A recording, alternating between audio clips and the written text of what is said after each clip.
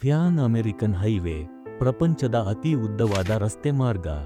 30,000 kilometre ಉದ್ದದ ಈ ರಸ್ತೆ ಅಮೆರಿಕಾದ ಅಲಾಸ್ಕದಿಂದ ಪ್ರಾರಂಭವಾಗಿ ಸೌತ್ ಅಮೆರಿಕಾದ ಅರ್ಜೆಂಟಿನಾದಲ್ಲಿ ಕೊನೆಗೊಳ್ಳುತ್ತದೆ.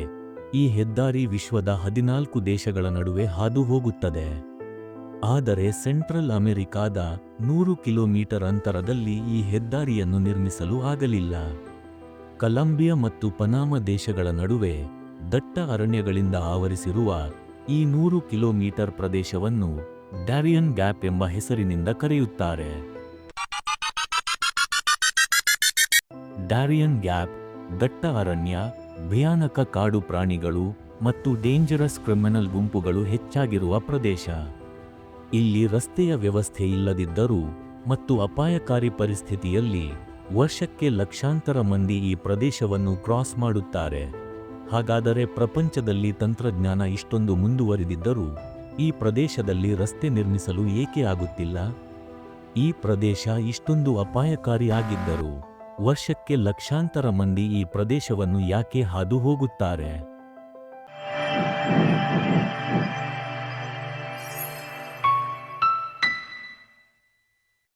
ಡ್ಯಾರಿಯನ್ ಗ್ಯಾಪ್ ಪ್ರಪಂಚದಲ್ಲಿ ಅತ್ಯಂತ ಅಪಾಯಕಾರಿ ಪ್ರದೇಶ. ಕೊಲಂಬಿಯಾ ಮತ್ತು ಪನಾಮ ದೇಶದ ಗಡಿಯ ಮಧ್ಯೆ ಇರುವ ಈ 100 ಕಿಲೋಮೀಟರ್ ಜಂಗಲ್ನ ಕಾರಣದಿಂದ ಸೌತ್ ಮತ್ತು ನಾರ್ತ್ ಅಮೆರಿಕ ಇದುವರೆಗೂ ಕನೆಕ್ಟ್ ಆಗಿಲ್ಲ. ಮಾನವನ ಇತಿಹಾಸದಲ್ಲಿ ಬರೀ 7 ಬಾರಿ ಮಾತ್ರ ವಾಹನದ ಮೂಲಕ ಈ ಪ್ರದೇಶವನ್ನು ಕ್ರಾಸ್ ಮಾಡಲು ಪ್ರಯತ್ನ ಪಟ್ಟಿದ್ದಾರೆ. ಇಷ್ಟಾದರೂ ಈ ಪ್ರದೇಶವನ್ನು ಕ್ರಾಸ್ ಮಾಡುವುದು ಕೆಲವು ಜನರಿಗೆ ಅನಿವಾರ್ಯವಾಗಿದೆ.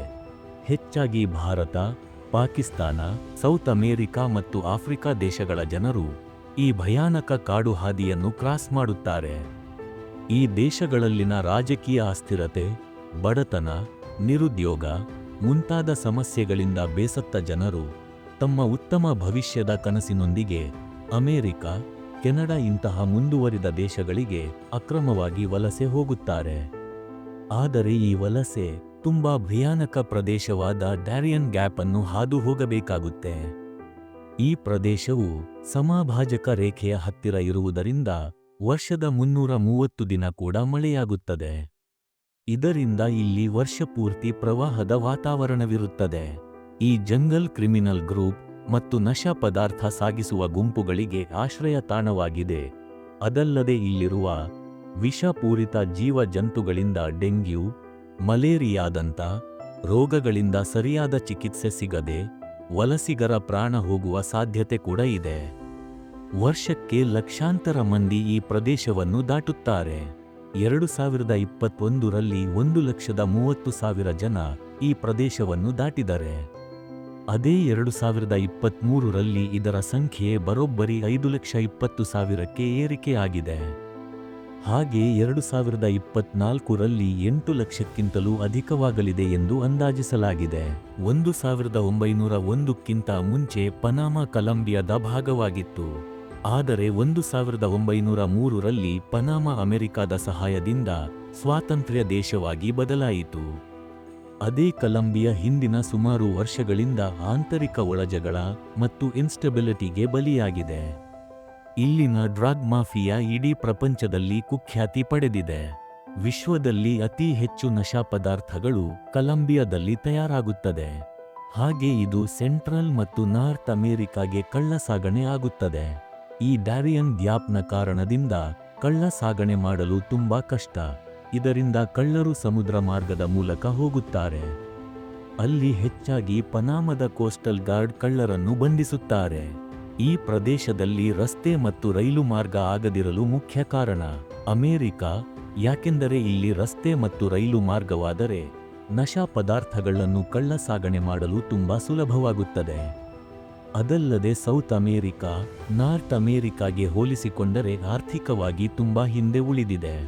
ವಾಸ್ತವವಾಗಿ ಸೌತ್ ಅಮೆರಿಕ ಭ್ರಷ್ಟಾಚಾರ, ಆಂತರಿಕ ಕಲಹ ಮತ್ತು ಗ್ಯಾಂಗ್ ವಾರ್ಗಳಿಂದ ಬಲಿಪಶುವಾಗಿದೆ. ಇದರಿಂದ ಇಲ್ಲಿನ ಜನರು ತಮ್ಮ ಜೀವನವನ್ನು ಉತ್ತಮಗೊಳಿಸಲು ಉತ್ತರ ಅಮೆರಿಕ ಬಿಟ್ಟರೆ ಉತ್ತಮ ಆಯ್ಕೆ ಬೇರೊಂದಿಲ್ಲ. ಹಾಗಾಗಿ ಇವರಿಗೆ ಅಮೆರಿಕವನ್ನು ಅಕ್ರಮವಾಗಿ ತಲುಪಲು ಉಳಿದಿರುವ ಒಂದೇ ಒಂದು ದಾರಿ ಎಂದರೆ ಅದು ಡ್ಯಾರಿಯನ್ ಗ್ಯಾಪ್. ಪ್ರತಿ ವರ್ಷ ಲಕ್ಷಾಂತರ ಜನರು ಇದೇ ಪ್ರದೇಶದ ಮೂಲಕ ಮಧ್ಯ ಅಮೆರಿಕ ತಲುಪಿ ನಂತರ ಮೆಕ್ಸಿಕೋ ಮೂಲಕ ಅಮೆರಿಕ ತಲುಪುತ್ತಾರೆ. ಅವರ ಈ ಸಂಪೂರ್ಣ ಹಾದಿಯಲ್ಲಿ ದೊಡ್ಡ ಅಡಚಣೆಯೆಂದರೆ ಅದು ಈ ಡ್ಯಾರಿಯನ್ ಗ್ಯಾಪ್. ಈ ಹಾದಿ ಇಷ್ಟು ಅಪಾಯಕಾರಿಯಾಗಿದ್ದರೂ ಪ್ರತಿ ವರ್ಷ ಈ ಹಾದಿಯನ್ನು ದಾಟುವವರ ಸಂಖ್ಯೆ ಹೆಚ್ಚುತ್ತಲೇ ಇದೆ. ಹಾಗೆಯೇ ಈ ಪ್ರದೇಶವನ್ನು ದಾಟುವಾಗ ನೂರಾರು ಜನರ ಸಾವು ಕೂಡ ಸಂಭವಿಸುತ್ತದೆ.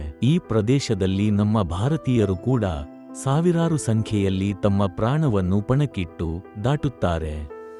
ಹೆಚ್ಚಾಗಿ ನಮ್ಮ ಭಾರತದ ಗುಜರಾತ್, ಹರಿಯಾಣ ಮತ್ತು ಪಂಜಾಬ್ ಭಾಗದ ಜನರು ಅಮೆರಿಕ ಮತ್ತು ಕೆನಡಾದಲ್ಲಿ ಕೆಲಸ ಮಾಡುವ ಅತೀವ ಆಸೆಯಿಂದ ಇದಕ್ಕಂತಲೇ ಇರುವ ಏಜೆಂಟ್ಗಳಿಗೆ ಲಕ್ಷಗಟ್ಟಲೆ ಹಣವನ್ನು ಕೊಡುತ್ತಾರೆ. भाई सभी भाई राम राम भाई। भाई हम अमेरिका डोंकी खातर आए थे भाई, 4 जने बचे भाई हम। ठीक है भाई। भाई एक ब्रेड के पैकेट था हमारे पे, 5 दिन हो गए वही ब्रेड का पैकेट खाते हमने, बुरी हालत होगी भाई जमाकती। भाई भूखे पेट चलाने लग रहे, 5 दिन हो गए जंगला में। देखियो भाई मैक्सिको के ईब जगह नेटवर्क से आया भाई। भाई हम न्यू निकंदे बैर ना जाओ, जिस भाई ने बैर जानो 1 नंबर में जाओ, 2 नंबर में जाएगा कोई फायदा नहीं है।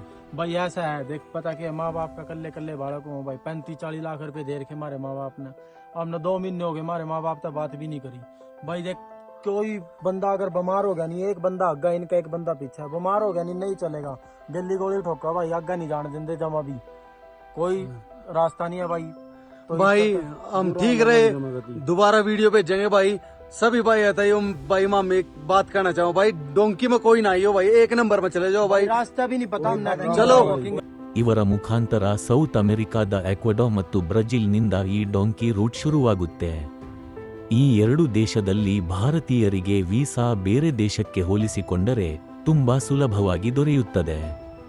ಇಲ್ಲಿಂದ ಶುರುವಾಗೋ 1000 ಕಿಲೋಮೀಟರ್ನ ಜರ್ನಿಲಿ ಈ ಪ್ರದೇಶವನ್ನು ದಾಟೋದು ಒಂದು ದೊಡ್ಡ ತಲೆನೋವು. ಈ ಡ್ಯಾರಿಯನ್ ಗ್ಯಾಪ್ ಪ್ರಪಂಚದ ಮೋಸ್ಟ್ ಡೇಂಜರಸ್ ಏರಿಯಾದಲ್ಲಿ ಕನ್ಸಿಡರ್ ಮಾಡಲಾಗುತ್ತದೆ.